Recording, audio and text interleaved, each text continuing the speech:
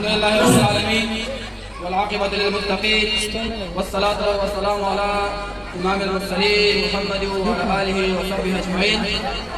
أما بعد فقد قال الله تبارك وتعالى في محكم كتابه والقرآن المجيد بعد أعوذ بالله السميع العليم من الشيطان الرجيم بسم الله الرحمن الرحيم. اعدلوا هو أقرب للتقوى واتقوا الله إن الله خبير بما تعملون. وقال النبي صلى الله عليه وسلم إن المقسطين عند الله على منابر من نور إن الله وملائكته يصلون على النبي يا أيها الذين آمنوا صلوا عليه وسلموا تسليما. لا حسد دمخا قدر من علماء كرام دا أمر بالمعروف مسجدين بعزت او درنو مشرانو د مختلف ساحو څخه راغلو ذکرو ناسو ملمنو درنو ښوونکو په ټوله کې د دې غونډې ګډونوالو السلام علیکم ورحمت الله وبرکاتو. هیله لرم چې ټول روغ جوړ او د صحت جامې مو پر تن وي. دا زموږ لپاره د ویاړ او افتخار ځای دی چې د خپلو بچیانو د خپلو ماشومانو د تشویق او د ملاتړ لپاره سره راټول شوي یو.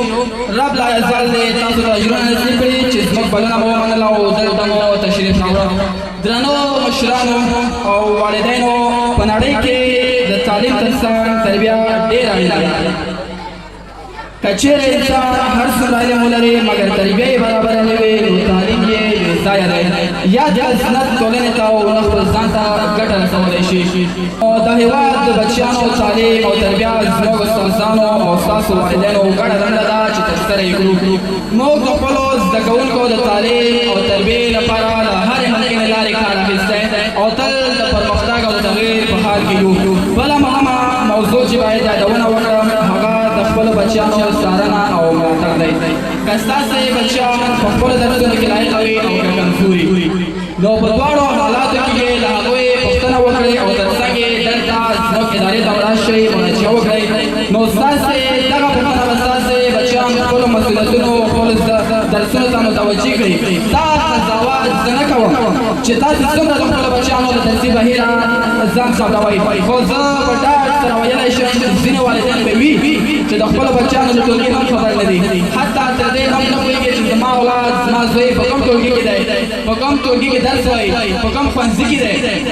کله به یې ترې دا پوښتنه هم نه وي کړې چې ولې کورنۍ دنده نه لیکي او یا هم خپل مطلب درسونه وایي نه وایي. دا پوښتنې والدین زیاتره دي چې نه کوي. نو دا د والدینو دومره لویه بې پروایي واقعا زده کوونکي بې پروا کوي او خپل درسونه یې لرې کوي. هیله لرم چې له دې وروسته والدین په واقعي معنا د خپلو بچیانو ملاتړ ته مټې ورکاړي. دا اداره ستاسې خپله اداره ده او ستاسې هر سالم پیشنهاد او انتقاد به د سر په سترګو منل کېږي. بیا هم